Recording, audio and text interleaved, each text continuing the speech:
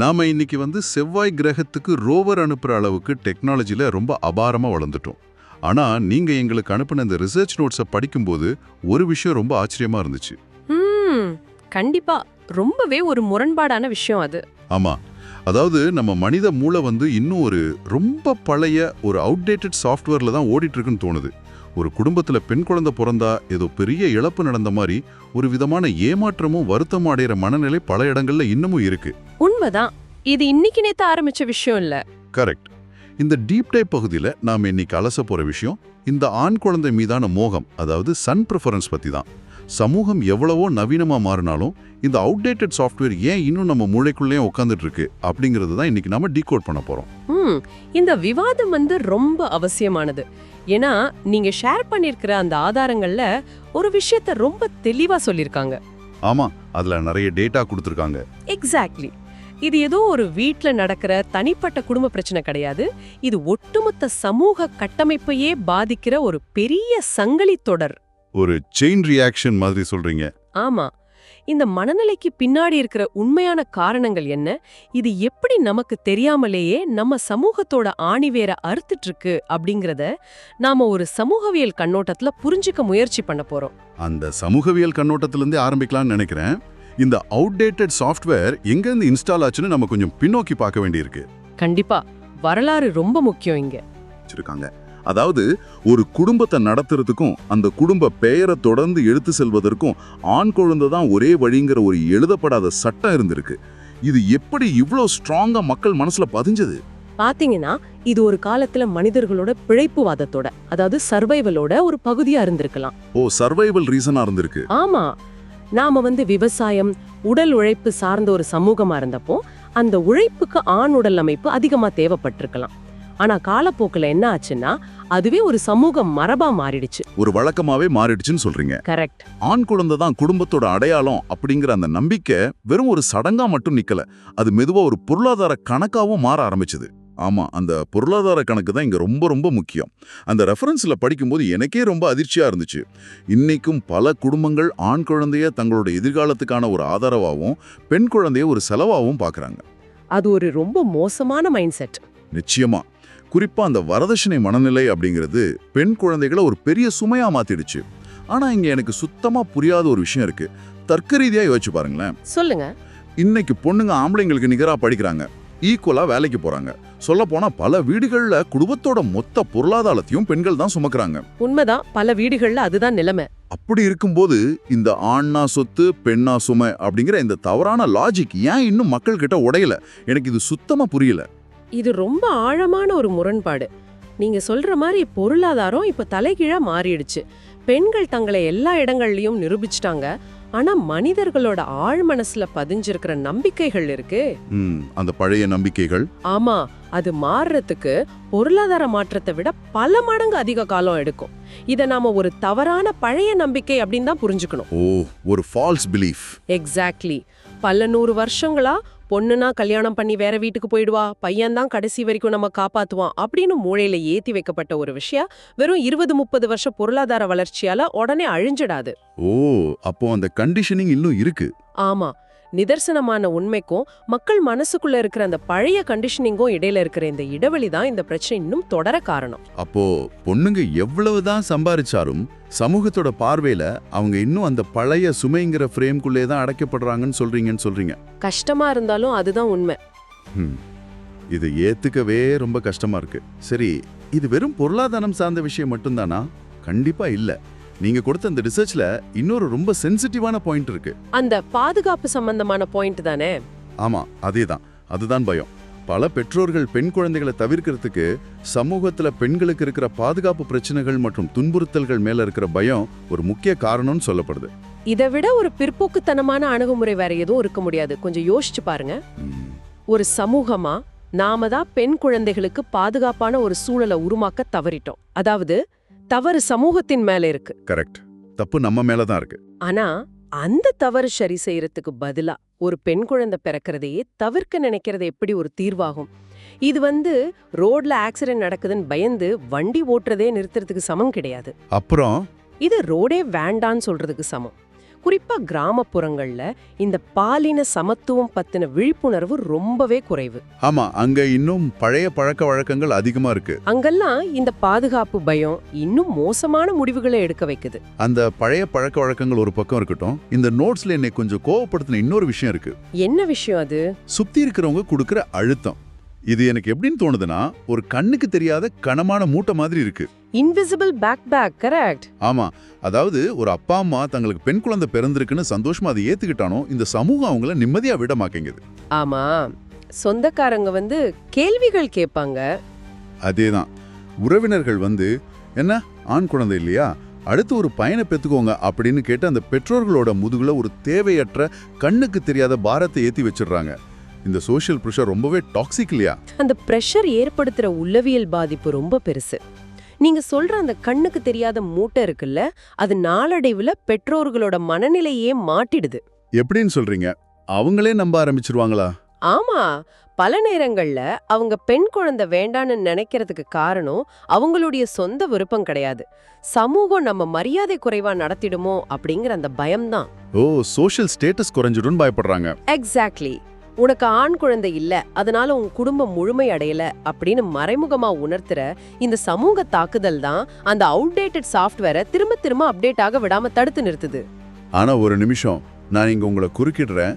எனக்கு இங்க ஒரு மிகப்பெரிய லாஜிக் இடிக்குது. என்ன லாஜிக்? இந்த விவாதத்தை நாம இப்படியே கொண்டு போனா அதோட முடிவு ரொம்ப ஆபத்தானதா இருக்க போதுன்னு நீங்க கொடுத்த ஆதாரங்கள் எச்சரிக்குது. அதாவது இந்த பயமும் சமூக அழுத்தமும் சேர்ந்து குடும்பங்களை சில முடிவுகள் எடுக்க வைக்கும்போது அது பாலின ஏற்றத்தாழ்வை உருவாக்குது. ஆமா, ஜெண்டர் இம்பேலன்ஸ் வரும். அது மட்டும் இல்லாம பெண் சிசு கொலைகளுக்கும் அது வழிவகுக்குது. ஆனா எனக்கு புரியாத முரண்பாடு என்னன்னா, இந்த சமூகம் என்ன சொல்லுது? வம்சத்தை வளர்க்கணும், குடும்ப பெயரை காப்பாத்தணும், அதுக்கு ஆண் குழந்தை வேணும்னு சொல்லுது. கரெக்ட், அதுதான் அவங்களோட வாதம். ஆனா அதே சமூகம் பெண்களை அழிச்சிட்டு எப்படி வம்சத்தை வளர்க்க முடியும்னு ஏன் யோசிக்க மாட்டேங்குது? பெண்களே இல்லாம எப்படி மனித குலம் தழைக்கும்? இது ரொம்ப முக்கியமான கேள்வி. தன் சொந்த சமூகத்தை அழிச்சுக்கிட்டு வம்சத்தை காப்பாத்துறேன் அப்படின்னு சொல்றது எவ்வளவு பெரிய முட்டாள்தனம். நீங்க சரியா அந்த நரம்ப தொட்டுட்டீங்க. இது ஒரு மிகப்பெரிய டிராஜடி. அதாவது தனிப்பட்ட ஒரு குடும்பத்தோட சுயநலம் ஒட்டுமொத்த சமூகத்தோட அழிவுக்கு எப்படி காரணமா அமையுதுங்கிறதுக்கான கிளாசிக் உதாரணம் இது. ஆமா, அது ஒரு பெரிய கான்ட்ராஸ்ட். ஒவ்வொரு குடும்பமும் தனக்கு ஆண் குழந்தை தான் வேணும்னு நினைக்கிறப்போ சமூகத்துல ஆணுக்கும் பெண்ணுக்கும் இடையிலான அந்த இயற்கை சமநிலை மொத்தமா உடையுது. இதனால பெண்களோட மதிப்பு குறையுது, சமூக குற்றங்கள் அதிகமாகுது.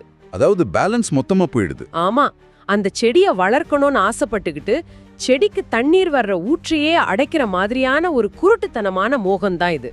இது சாதாரண மனநிலை இல்ல, ரொம்பவே ஆபத்தான ஒரு மனநிலை. ரொம்ப தெளிவா சொன்னீங்க. சரி, பாதிப்புகள் எந்த அளவுக்கு விபரீதமா போகுதுன்னு ரொம்ப தெளிவா பார்த்துட்டோம். இந்த இருட்டுக்குள்ளேயே நாம ரொம்ப நேரம் பயணிக்க வேண்டாம், தீர்வுகள் பத்தி பேசுவோம். கண்டிப்பா, அதுதான் ரொம்ப முக்கியம் இப்போ. ஏன்னா நீங்க ஷேர் பண்ண அந்த நோட்ஸ்ல இந்த அவுடேட்டட் சாஃப்ட்வேரை எப்படி பேட்ச் பண்றது அப்படிங்கிறதுக்கான சொல்யூஷன்ஸும் ரொம்ப ஆழமா கொடுத்திருக்காங்க.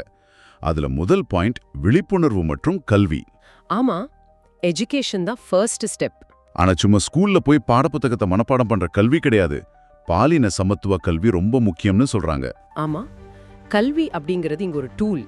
ஆனா அதை விட ரொம்ப பவர்ஃபுல்லான ஒரு தீர்வு இருக்கு.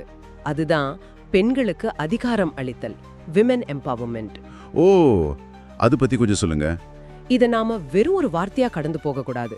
ஒரு பெண்ணுக்கு சரியான கல்வி கிடைச்சு வேலைக்கு போய் அவங்களுக்கு எப்போ நிதி சுதந்திரம் கிடைக்குதோ அப்போதான் அந்த பெற்றோர்களோட மனநிலை மாறுது. ஃபைனான்ஷியல் இண்டிபெண்டன்ஸ் வரும்போது மைண்ட் செட் மாறுது. எக்ஸாக்ட்லி. என் பொண்ணு எனக்கு சுமை இல்ல, அவளும் என் பையன் மாதிரி எனக்கு ஒரு சொத்து தான் அப்படிங்கிற அந்த உணர்வு ஒரு பெண்ணோட பொருளாதார சுதந்திரத்திலிருந்து தான் ஆரம்பிக்குது. அப்சல்யூட்லி. ஆனா எனக்கு இன்னொரு விஷயமும் தோணுது. வெறும் விழிப்புணர்வு மட்டும் பத்தாது. சில நேரங்கள்ல சட்டத்தோட பயமும் தேவைப்படுது. அதுக்கு தான் சட்டம் மற்றும் அரசு நடவடிக்கைகள். ஆமா, லா அண்ட் ஆர்டர் ரொம்ப முக்கியம். ஆதாரங்கள்ல குறிப்பிட்டிருக்கிற மாதிரி பேட்டி பச்சாவோ பேட்டி படாவோ மாதிரியான அரசாங்க திட்டங்கள், பெண் சிசு கொலை மற்றும் பாலின பாகுபாட்டிற்கு எதிரான கடுமையான சட்டங்கள் இதெல்லாம் சேர்ந்து செயல்படும்போது ஒரு செக் அண்ட் பேலன்ஸ் உருவாகுது இல்லையா? 100% உண்மை. சட்டங்கள் ஒரு தடுப்பரணா கண்டிப்பா செயல்படும். ஆனா சட்டத்தால மனிதர்களோட இதயத்தை மாத்த முடியாது.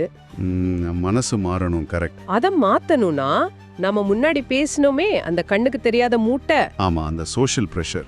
அதேதான், அந்த சமூக அழுத்தத்தை உடைக்கணும். அதுக்கு முன்மாதிரிகள் ரொம்பவே தேவை, ரோல் மாடல்ஸ். அந்த ரோல் மாடல்ஸை பத்தி படிக்கும்போது தான் எனக்கு ஒரு விஷயம் ஸ்ட்ரைக் ஆச்சு.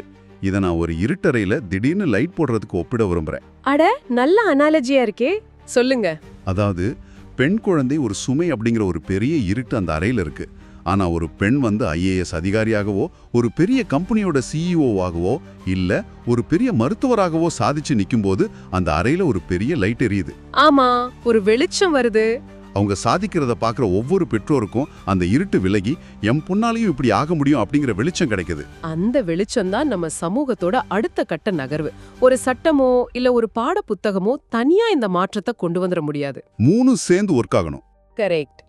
எப்போ ஒரு அப்பா அம்மா மனப்பூர்வமா பெண் குழந்தை சுமை இல்ல, அவளும் என் ஆண் குழந்தைக்கு சமமான ஒரு வாய்ப்பு அப்படின்னு தங்களோட இதயத்துல இருந்து உணர்றாமலோ, அப்போதான் இந்த மாற்றம் நிரந்தரமா மாறும்.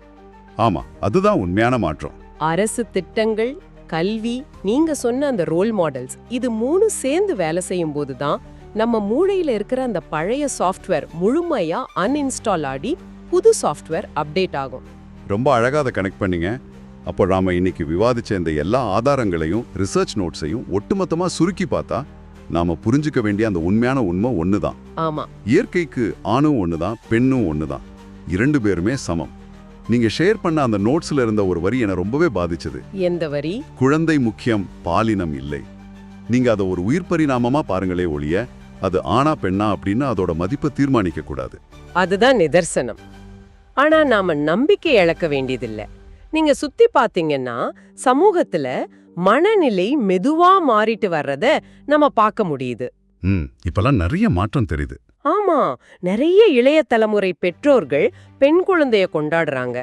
ஆனா நாம அடைய வேண்டிய இலக்கு இன்னும் தூரத்துல இருக்கு. ஒரு பாலின சமத்துவ சமூகம் எப்ப உருவாகுதோ அதுதான் அந்த சமூகத்தோட உண்மையான வளர்ச்சி. அதை நோக்கிய வேலைப்பாடு இன்னும் நமக்கு நிறையவே இருக்கு. கண்டிப்பா. நீங்க அனுப்புன இந்த ஆதாரங்கள் நமக்கு நாமே முகம் பார்க்கிற ஒரு பெரிய கண்ணாடியை நம்ம முன்னாடி நிறுத்தியிருக்கு. சரி, இந்த ஆழமான விவாதத்தை நிறைவு செய்யறதுக்கு முன்னாடி நீங்க யோசித்து பார்க்கறதுக்கு ஒரு கேள்வியை உங்ககிட்ட விட்டுட்டு போறோம். நேர்களுக்கான ஒரு சிந்தனை. ஆமா, சமூகத்தோட உண்மையான வளர்ச்சிங்கிறது பாலின சமத்துவத்துல தான் இருக்கு அப்படின்னா, எதிர்காலத்துல இந்த குடும்ப பெயர் அல்லது வம்சத்தின் தொடர்ச்சி அப்படிங்கிற கருத்தியல் ஆண்பாலோடு மட்டும் சுருக்கப்படாம ஒட்டுமொத்தமா எப்படி மாறப்போகுது? அது ஒரு ரொம்ப ஆழமான கேள்வி. ஒருவேளை நம்மளோட எதிர்கால சந்ததியினர் நாம பாலினத்தின் மேல வச்சிருந்த இந்த முட்டாள்தனமான மோகத்தை பார்த்து இப்படியும் ஒரு அறிவற்ற காலகட்டம் இருந்ததா அப்படின்னு வரலாற்று புத்தகங்கள்ல படிச்சுட்டு ஆச்சரியப்படுவாங்களா? இதை நீங்களே சிந்திச்சு பாருங்க. இது பத்தி உங்களுக்குள்ள விவாதிங்க. மீண்டும் அடுத்த ஆழமான தேடலில் சந்திப்போம்.